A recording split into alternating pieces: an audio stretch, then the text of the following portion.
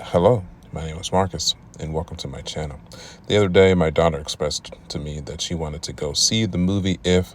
I didn't really have any desire to go see this movie, no want to, but she really wanted to go see it. So we went on a whim, went to go see it, an early matinee on Sunday, and it ended up being an extremely well told, well thought out, well emotional adventure that I feel brought a father and daughter closer together. So today I want to talk about the movie If, brought to us by Ryan Reynolds and Caitlin Fleming, which I thought originally was my introduction to her as an actress. But after doing a bit of research, I realized that she also played young Rey in The Force Awakens and The Rise of Skywalker. And then she also played young Sylvie in the Loki series from Disney Plus.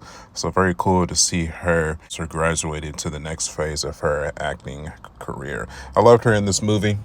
She plays the young girl named Blue. She has that kind of classic foretold, she's just a sad child. Her mother had just recently passed away from cancer, and her and her father trying to make it out on their own. The movie quickly tells us that her father also has a serious surgery that he is about to have to go through as well. So to deal with all of the emotions that a child has to go through when they go through a traumatic experience like that. She doesn't have any siblings. It would seem to me that she doesn't have any cousins either. So what does a lonely child do? She or he develops imaginary friends. And that's where the characters of the movie If come forward to. And man, oh man, it was such a well thought out adventure to get us to be introduced to all of these different characters. Absolutely emotional as well. The first 15 minutes of the film kind of reminded me of Pixar's Up. You know, how in that movie we are introduced to the character Carl. Within the first 15 minutes, we go through an entire life cycle from his childhood to his elder years with his wife, and then we watch his wife get sick and pass away. Kind of what it reminded me of here. So definitely did a good job of pulling you into the movie and engrossing you within the characters. Like, I immediately cared about the characters in this movie. Sometimes it takes movies a good hour for me to actually care about their well-being and what their destiny is, but If does a very good job of making me have a human emotion towards Blue and her father in this movie.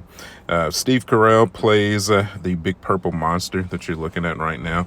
He definitely brings out the comic relief in this movie. Definitely appreciated him.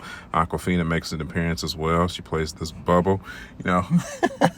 Definitely the comedy, the cheesy childhood comedy is definitely there. My daughter, she is 7 going on 8. She absolutely enjoyed it. Not my favorite per se, but it is a children's movie, so you got to have that kind of humor to push the story along and to try to classify it as a children's movie. So I definitely understand the need for it.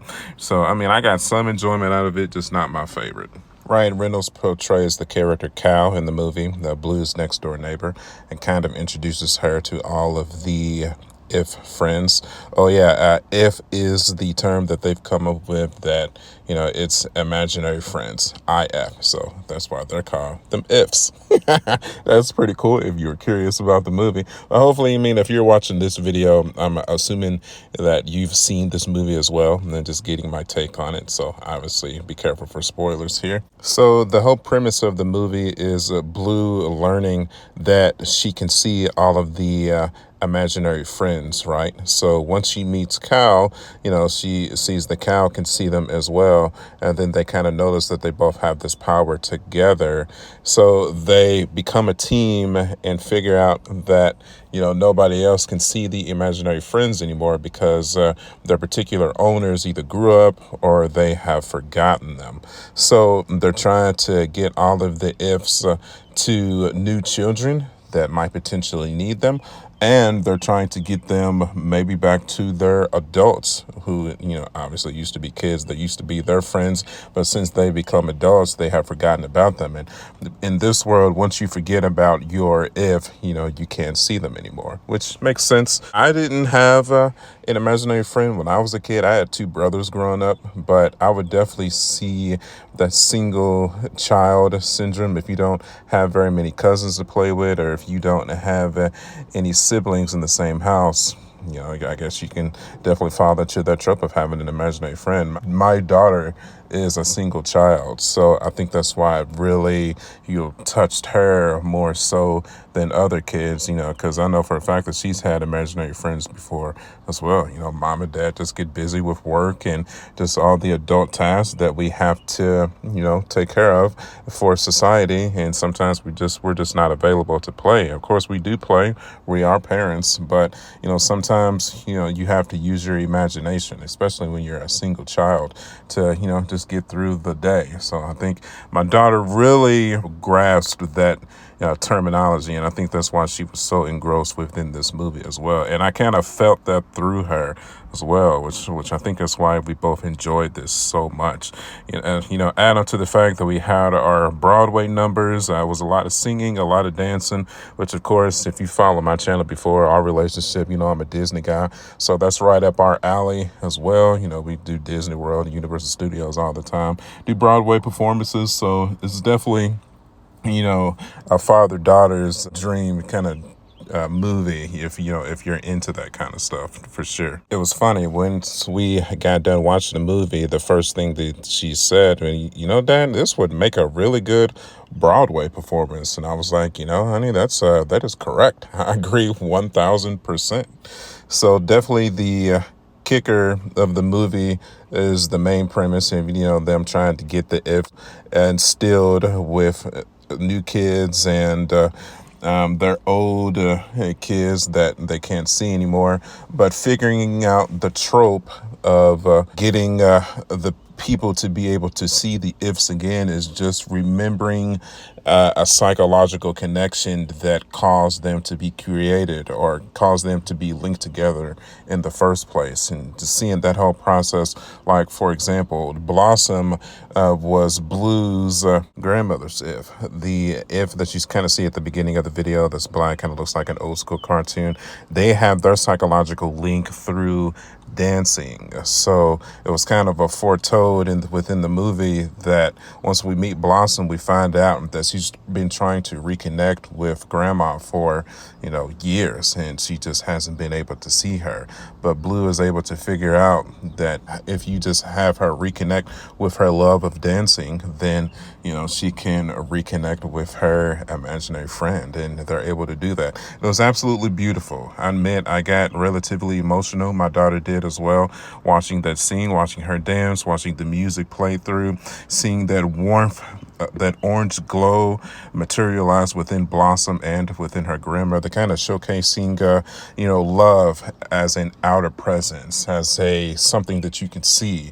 Obviously love is not something that you can, just not a physical presence that can be materialized, but the movie deciding to showcase that special effect, that showcasing love as a physical presence, really brings forth the artistic, passionate side within myself. It, reminds me of my fatherhood, reminds me of my love for my daughter, reminds me for the love that I have for my family, my wife, my own mother, just the love of family. It does a really brilliant job of just bringing those that you love close together. It really does. Then we start to kind of get to the climax of the movie. Blue's dad has his surgery, and then the movie wants you to think that he potentially might not have made it through it. So Blue has a huge freak out moment where she runs back to Calvin and the other ifs, and she expresses to them that she doesn't know that if she can go through it again, because she's already had to say goodbye to one parent, she couldn't possibly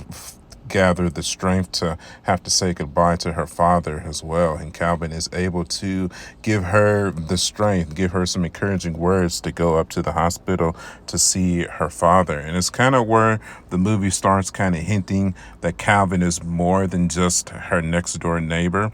And then she makes it up to the hospital and her father ends up being okay. And then Blue walks back out into the waiting room where the ifs were just present, and then she starts looking around and none of the ifs are present when she walks back out to after she knows that her father is okay. So it's like her father has kind of replaced the ifs as her safety blanket. So it's almost like it takes away her power to be able to see the ifs. So as she makes her way back to their apartment building, she goes to Calvin's apartment and knocks on the door, and lo and behold, she opens up the door and realizes that everybody in there was make-believe as well, including Calvin. So crushing, absolutely so crushing.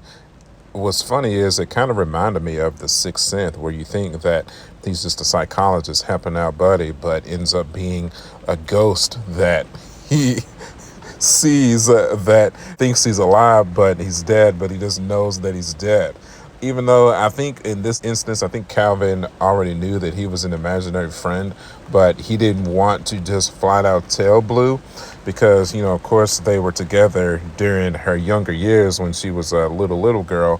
But just like everyone else, once her mom died and she just matured a little bit, she had just forgotten about him. Simply. So seeing her being able to realize that in her maturity, but then they brought it all together and she was able to utilize her love and her memory of Calvin and the other ifs and kind of materialize them back into her mental. Was just a beautiful thing to witness. And of course, you lose your emotions completely when you see that embrace and seeing all of that love and that family and just that warmth, just a good feeling of warmth come through. It's so awesome, man. If you're wondering about the sound, yes, it is raining outside. I am sitting in my car. Don't mind that, please. Okay, I think that is going to do it for this one, man. So, in closing thoughts, it definitely brought myself and my daughter closer together. This was kind of the first movie that we watched together that gave us both a real emotional impact, especially her. Like I said, she's 7 going on 8.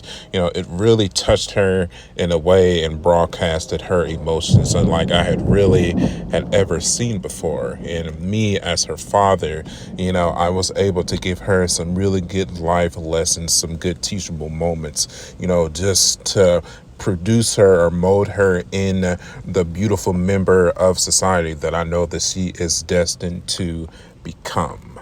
I'm so happy that I watched this movie. I'm so happy that I was able to share this movie with one of the most important people in my life. I'm forever grateful. I'm so happy that the memory of this will forever be with me, for sure. And hopefully it'll be with her as well. And with that, I think we will end it. So what I want to know now, how did you feel about it? Did you enjoy this movie as well? Were you able to enjoy it with your children? Do you not have any children? Maybe it didn't affect you quite as much as it affected me. Maybe it will eventually when you decide to have your own children. I hope it does. I hope that this experience is, eventually gets passed on to you, though what it's passed on to me and my child. Truly. I love you. I really do. I'm glad that you watched this video all the way through. I'm happy that you understood my take on it. If you don't understand it, please comment in the comment section below. I'd love to get your take. I'd love to get your thoughts and your feelings and your warmth to let me know how you felt about this. Truly. You can follow me at youtube.com/markjackson79. I am also on Facebook, Instagram, and Twitter. One more time, thanks everybody for following this videography of the movie If. Really, really enjoyed it, man. As always, I will see you guys on the next one. I'll catch y'all later. Bye. Man, it's raining hard.